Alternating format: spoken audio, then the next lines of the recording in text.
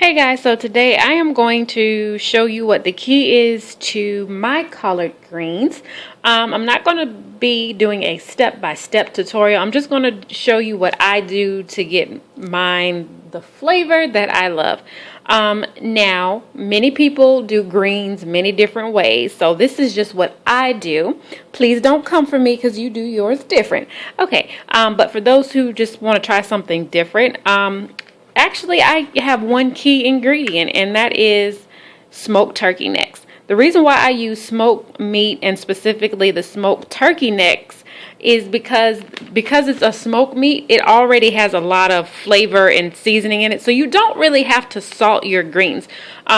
You can put as little or as many as you want. I am going to actually use the entire pack of smoked turkey necks, and I will be using 2 bags of pre-cut collard greens. I do not clean greens as far as fresh picked greens, so that's why I buy mine already pre-cut. I'm not doing the washing and the bugs on that. Nah, I'm not. Nobody has time for that. At least I don't. So this is my key ingredient.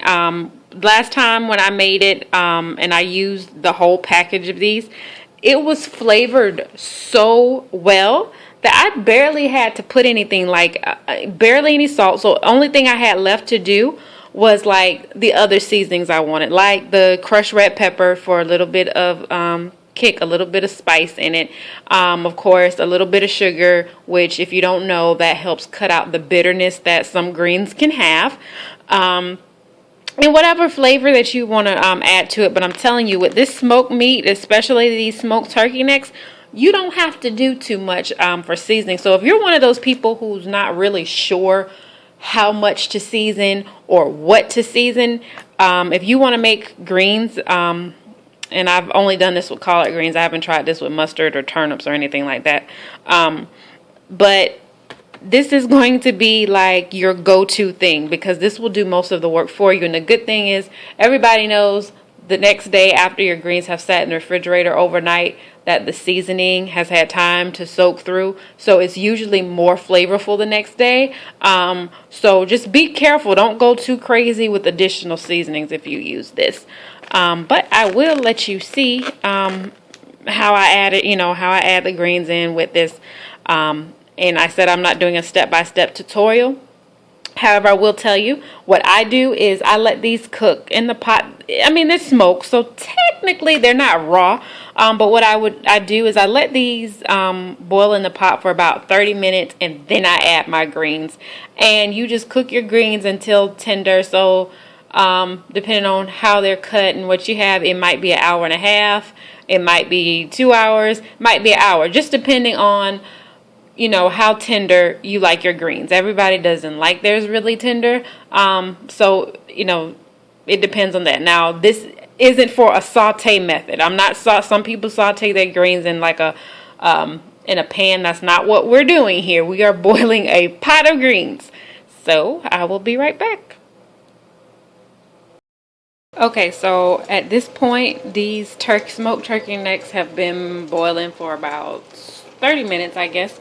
If you are not somebody who is used to cooking meat in your greens, your water is going to change colors, okay?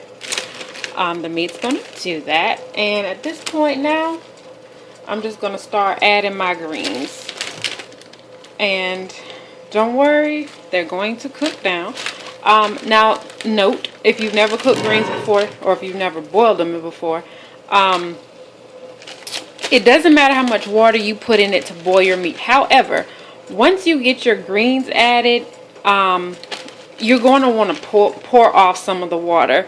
And that reason being, you don't want too much water because the water, once you start seasoning and all of that, the water will dilute your seasoning. And then you're going to lose some of the flavor. So you are going to want to pour the water off. What I do is I just try to have twice as many greens as water. So in other words, I never let my greens be totally submerged as far as the water coming all the way to the top and covering them up. So once I get, this is just the first bag. These are gonna have to cook down. Once I get the second bag added and I can really see what the ratio is, that's when I'll go ahead and pour it off.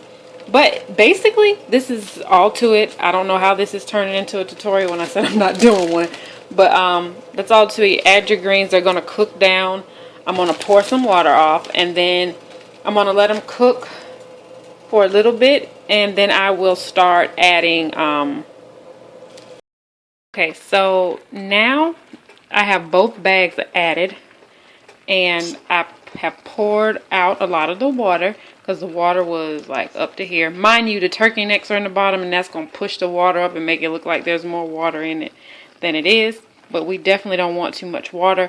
Once these get cooked down some more, then we can see, you know, what the liquid level is looking like then. But just to show you, so these are pretty, you know, these just went in. And just to show you, you have your smoked turkey necks at the bottom. So what I do periodically is move them around to make sure that the turkey necks and the greens get mixed in well together, because I want to make sure that that flavor from the turkey necks really gets into these greens, because that's my key ingredient here as far as the seasoning goes. So some people use neck bones and ham hocks, whatever. I like to use smoked meat because to me nothing is going to give it that flavor and that seasoning like a smoked meat will. So I'm just going to basically all we're going to do from here on out is just let these cook. I definitely reduce the heat on these, so don't leave them on the same temperature you had it when you were boiling the turkey necks by themselves.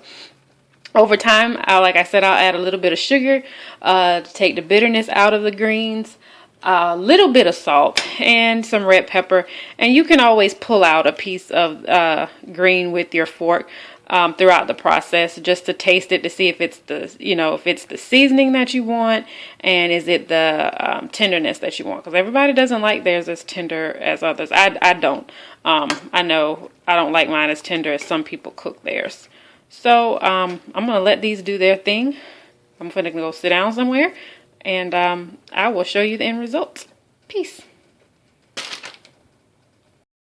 Okay, so at this point, my greens have cooked down. Remember, this was 2 bags, and it's been just slightly over an hour. If you want to stop at this point, you absolutely can. Again, it just depends on how tender you want your greens. If you never cooked them before, they do darken as you cook them. As remember, in the beginning, it was kind of a brighter green.